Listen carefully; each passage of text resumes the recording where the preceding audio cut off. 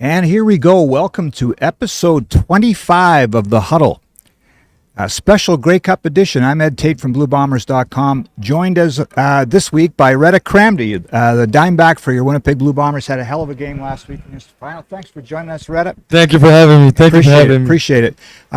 Listen, if you have a chance, like and subscribe. We do this every week. We've done it every week this season. It's on a different day this week because it's Grey Cup week. We're pleased to be here, thrilled to be here, and I'm really appreciative of Redha Kramdi. We had to pull you out of an interview. This is media kind of car wash day where all the players do interviews, and Redha's a popular dude, so we had to pull him over here to do our show. Thanks, Redha. Appreciate it. Thank you for having me. Okay, so this will be a bit of a shorter version because, again, a lot of media obligations today, and Redha's got some other people that want to talk to him today, too. So we'll go for maybe 35, 40 minutes. I think Josh over there on the board will tell me when we're done. We'll give a chance to get some fan questions in, too. But let's start, as we always do, with the Coors Light Chill Chat. It's a chance for us to ask you some goofball questions, Redha, maybe give fans a chance to know you a little bit better, and it's brought to you by the official beer of the Blue Bombers, Coors Light. There's regular cold, and then there's the mountains are blue cold. Mountain cold refreshment. Coors Light, the chill choice. Okay, Redha, so again, these are the goofball questions that I come up with, and look, one of the more popular themes we've had this year is food questions. So, Sorry, bear with me here 1 second. I got to ask you, do you have a game day meal that you have all the time? Yeah, I like to eat super light on game day, so I usually just get a Subway. Yeah, I'm a simple guy. Turkey, Subway, super light spinach, cucumber, green peppers. Is that enough fuel for a game? Yeah, I like to feel light, so I don't like to feel heavy, so I don't eat that much. And I have a Gatorade and 2 macadamia cookies. Really? Love it. Love my cookies. Okay. Yeah, Josh loved them too. Love my cookies. Do you, if you're cooking a meal, are you a good cook? I cook to survive. That's what I always tell people. It. I just cook to survive. So I don't make my own sauce, but I do chicken Alfredo pasta. I just buy the sauce already made up. I cook my pasta, cook some chicken with Cajun seasoning, and yeah. Cook to survive. I like that because that's right in my wheelhouse. Yeah, I'm not a good cook. Yeah, I'm not a good cook. I'm not a good cook. I like it. I cook to go by. Okay. Let's do this question now. So you're stranded on a desert island and you need a couple teammates to help figure out a way to get off the island, to survive and get off. Who do you pick someone that's got some skills that can maybe build you a boat, figure out a way to get you rescued? How many guys? Yeah, pick as many as you want. So I have Evan Holm, smart guy. Oh, yeah? Knows a lot of things, handy, hard-working kid. Probably a great guy, probably the best guy on the team. Okay. Great human. And great football player, too. I'll probably have Noah Hallett and Nick Hallett, the Hallett brothers. Okay, what do they bring? They know a lot of stuff, and they can do a lot of stuff. And together, they unbeatable. Okay. And we probably need someone strong to, like, if we want to build something, we want to defend ourselves. I wouldn't say he's strong, but he's big, so he might scare people. Stanley Bryan, I'll have him with us. The scare factor. You know what I'm saying? And I'll have Dietrich Nichols. Okay, and what does Dietrich bring? He's jack of all trades. Oh, is that right? Yeah, jack of all trades. Okay. Yeah. And you, with that crew, I think you could get off the island. I think we could survive anything with that crew. All right, how about this one? Are you, when you're not thinking about football, and it's hard in a week like this, what do you do to kind of relax? I like TV shows. I got a couple of TV shows I liked and I rewatched. What are you watching? I rewatched Peaky Blinders this season. Last year I rewatched Game of Thrones. So I always rewatch a TV show that I really enjoy during the season. And me and my sisters, we rewatching the Harry Potters. Oh yeah. So I just finished the first one, and they're waiting for me to go back home so we can cook some marshmallows and hot chocolate and we'll watch all of them. So yeah, I'm a laid back guy. During, like, if I don't play football or talk or think football, or workout for football. Yeah. I'm chill. I'm just home with my family, and Right on. yeah. I just rewatched Game of Thrones 2 with my wife, and then when we watched Peaky Blinders, the key for me was I had to put the subtitles on. I had to. Yeah, I had it too. I had them too. Yeah. Yeah, Okay. I love it though. Great show. Oh, it's unbelievable. Josh, you got to get into the Peaky Blinders crew here. Yeah, it's wonderful. I'm trying. I'm working through it. I got a lot of shit to watch. Got a lot of stuff to do. That's it. That's it. I'm not sure how much you've traveled, Redha, but do you have a favorite kind of travel destination that you've been to in your life? Yeah, I traveled a lot. I went to Greece, Switzerland, France, Spain. Obviously, I went to Algeria. I went to Mexico, and I went to Guadeloupe. It's a little Caribbean island. And I would go back, like, if I had to pick, it would be there. It was amazing. The food is amazing. The people are amazing. And the scenery is just incredible. And the beaches. I would go back. That's a French. It's a French, colony, it's a French, property. yeah, exactly, yeah. Okay. It's a French colony, yep. Did you have a favorite athlete growing up? Not really. I wasn't really watching sports, to be honest, growing up. I was just outside playing with my friends and running around the neighborhoods. I wasn't like stealing bikes. I wasn't doing nothing much. But like when I started playing football, I really enjoyed, still this day, Tyrann Mathieu. Like if we just talk straight football, I really liked him. He's not the fastest, not the biggest, but he plays with a lot of heart, and he's an amazing football player. Okay, cool. So now let's move on, Josh, to the second chunk. Again, this is a bit of an abridged version because Redha's a popular dude, and he's got a lot of requests today. So, you know, a few weeks ago, you and I talked, and you put together a real nice piece, the In My Words piece for BlueBombers.com. If you have the chance, go read it because it talks about your journey, so to speak. And it's a unique story, man. Like I like all the guys on our team, but you and I got a connection because I like your story, and you're pretty honest about stuff, and it's cool. So let's revisit that a little bit. I don't think you started playing football till you were like 16 or 15, right? I was like 16. One of my best friend, he changed school because his brother were playing football. He changed school to start playing football, and it took me 2 years after he changed school to follow him and start playing football. And I owe a lot to him, his brother, his family, and our group of friends. They really helped me to become the player I am today, obviously. And you had to kind of, if I recall, you had to kind of get permission or the blessing of your mom and dad, right? Yeah, because I was it's a pretty good school, FACE. It's an art school in Montreal, and it's a good school academically. And my mom didn't want me to change school. My dad too. They didn't want me to change school, so I made a deal with them. If I had like a good average, they would allow me to change school, and I did. I said I'm pretty decent at school. I don't really struggle, so I just put a bit more effort and studied a bit more, and I ended up having good grades, and they let me change school. I know that you love the game, and it means everything to you. What would happen if you had stayed at art school? Where do you think you'd be doing now? I'd probably be like an engineer or like a doctor. Like I'll probably take one of the like obvious path, trying to be a lawyer, engineer, or doctor. Because I had a good grade, and I'll see. I don't know, to be honest. I don't know. I don't see myself doing anything that's not football related. So it's weird for me to go back to think. Yeah. And I was a kid. I was like 15, so God knows what I would have done if it wasn't for football.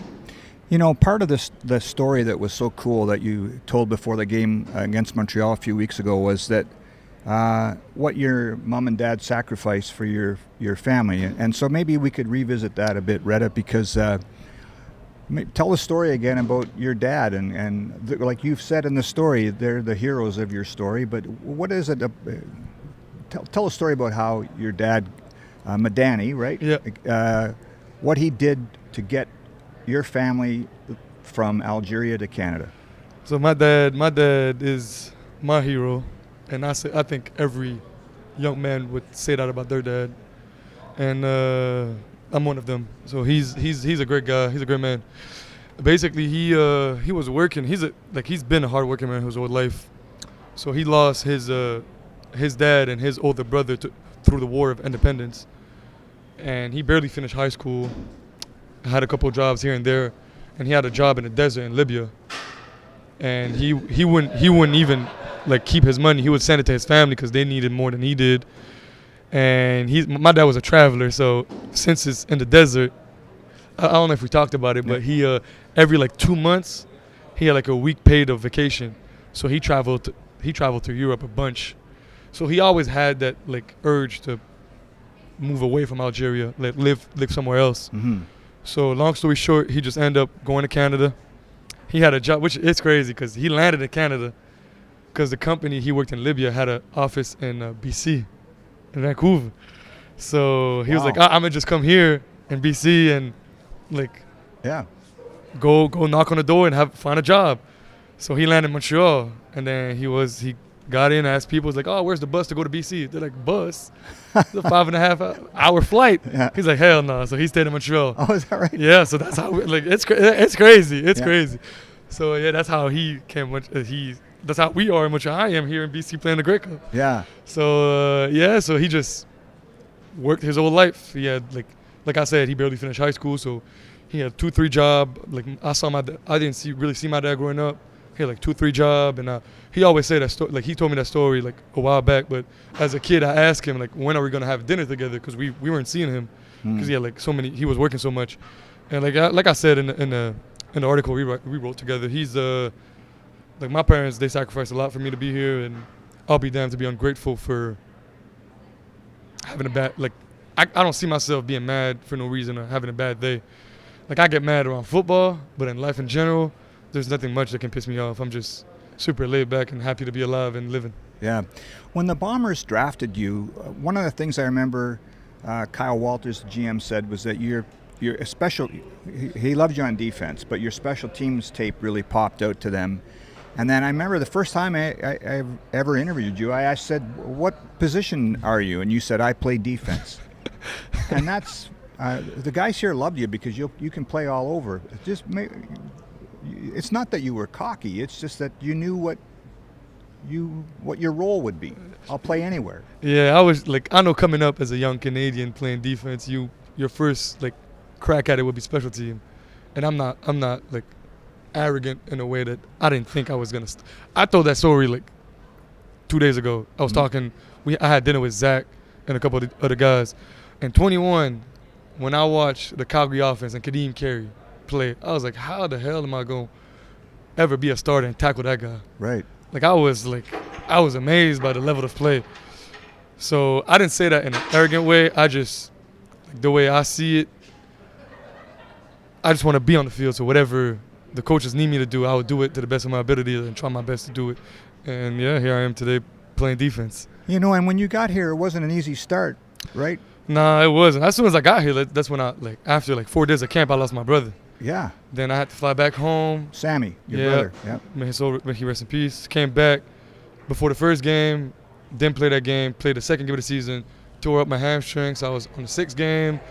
So I never doubted myself, but during that off season, my main goal really was to just prove myself that I belong, and prove JY, or DB coach at the time, now DC, and the guys in the room that I belong here and I earn their respect. So just me being a starter and being trusted today, I'm living it's what I prayed for. Yeah. So I say it a lot, but I'm super thankful and grateful for where I am today. You talked about your first year and how could I tackle a guy like Kadeem Carey. You had 9 tackles and a sack on the weekend. Those huge numbers. So you got to be happy, man. This is I think I missed a couple too. So feel like to get better and be away, like in any profession, just to be play at a high level, to be at a high level at any profession in life, you can't be satisfied really. Right. And I missed 2 tackles in the backfield. I had a couple of mistakes in coverage. So I have a lot to work on, and they're a good team, and Kadeem Carey's a good back, so I can't allow myself to make the mistakes. Do you have family coming out to the Grey Cup? Yeah, and she's watching it, my sister coming with her husband. And your mom and dad? Nah, they're not coming. But they saw your game in Montreal. They saw my game in Montreal. Yeah, my mom was like a little kid on the field. She was happy. Oh, yeah? She took a picture with Osh after the game. Is that right? Yeah, it was fun. So that's the first time she saw you play live, because she was working all the time too, right? Yeah, we talked about my dad, but my mom's the same. She worked night shift at her till recently. So yeah, I was happy to have her around. And like I said, I don't need them to be at my game to know they support me. Like they work, like I said like 5 times since we've been talking, but they work like 3-4 jobs, so many hours. Yeah. I know how much they love me. They don't need to show up at a game. Right. They put in the real work and trying to. Yeah. How, I don't want to get too personal, but will you remember Sammy on Grey Cup Sunday? Do you write something on your wrist tape, or do you have him in your heart? How do you? I think I said it talking like maybe earlier this year, but I don't feel I don't need to have a tattoo of his name or write it somewhere. I think I remember him by the way I live my life and carry myself, and that's how I would like for him to be remembered, like through my action and the person I am. Yeah. Josh, we are giving away a jersey, right? Yep, definitely. Okay, maybe you want to chime in here and Yeah, we want to jump into that? Yeah, if you can. Yeah, no problem. Let's do that. So we have our jersey giveaway as usual for those hanging out. We got a bunch of people hanging out. Everyone's happy you're here. You're both here, so that's awesome. But yeah, we'll move along to the jersey giveaway now. So that's presented by Duron Equipment. So thank you to our sponsor, Duron Equipment. We're gonna play a brief message from them, and then we're gonna move on to the jersey giveaway. What's up, guys? I'm Joel Latarski, And I'm Zach Halaris. and we're here at the brand new Duron Bobcat of Central Manitoba. The Bombers have partnered with Duron Equipment to bring you the best in heavy machinery and more. Duron Equipment helps you with the heavy lifting. They provide top-tier machinery, unparalleled service, and expert solutions. They're more than just a dealership. They're your partner in every project. No heavy lifting for us today. Duron's got it covered. Duron Equipment, proud partners of the Winnipeg Blue Bombers. All right, so for the jersey giveaway, as usual, you just have to type Kramdi in chat, Kramdi, and your jersey size. And you have to be able to go and pick up the jersey in Winnipeg. We're giving away your jersey, by the way. I don't know if we said that. But Cool. You got to be able to come pick it cool. up at the ticketing counter in the Bomber store in 2 weeks from this Friday. So that's 2 weeks from this Friday. So Kramdi and your jersey size to be eligible to win. A random winner will be selected. And as those are rolling in, we'll pull a question or two for you guys to ponder over while those are rolling in.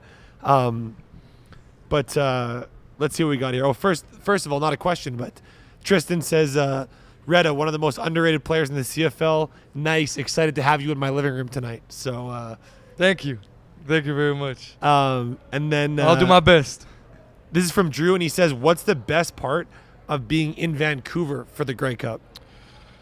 If I'm being like completely honest, which I try to be in my life, I would have rather stay in Winnipeg and do the whole week of preparation there and just have keep on going my little life and fly in like we usually do for a away game. But Vancouver had good food, so I went to a sushi spot. They had amazing food, so I would say the food is good in Vancouver. Nice. It's a funny. I'll add in a sec on this. So yesterday, I interviewed a couple guys and Redha about the vibe of being in Vancouver and how awesome it is. And of course, Sergio is just, this is the greatest thing in the world. This is unbelievable. Look how lucky we are. And then I interviewed Lucky, and he's so happy to be back in Vancouver. Yeah. And I interviewed you, and you're like, if I'm being honest, I wish we would stayed in Winnipeg. So you didn't have the Grey Cup vibe. And I mean, it didn't work in the story, so I didn't put it in Reddit because it went against the theme. But anyway, I'm not trying to be arrogant or no. yeah. You said yesterday, I understand why we got to be here and why we got to do all this stuff, but you're like, stay in Winnipeg, fly and just do this business trip. I understand it's good for the league and it's good experience, but I would have rather just stay in Winnipeg and just do my normal week of preparation because I play football. I'm not a journalist, so I don't really. I like media because I know you guys and it's fun, but I don't really I don't really care much about other media and stuff. So I don't try to be like mean or something or arrogant. If it was for me, I'll just do my whole routine in Winnipeg and fly in the day before. Okay. It's personal. Like it's not. I ain't trying to sound like no ungrateful or something. Yeah. You're being real. Yeah. You're being real. Evan Holm is watching and he feel the same.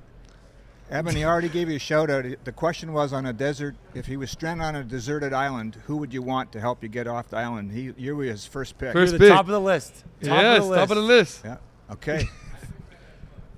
Fist bump from Evan. He said he'd That's bring right. that as well. Okay. I got a mic here that he can have in about 10 minutes if he wants to come on hop on the show too. So I know he loves the camera.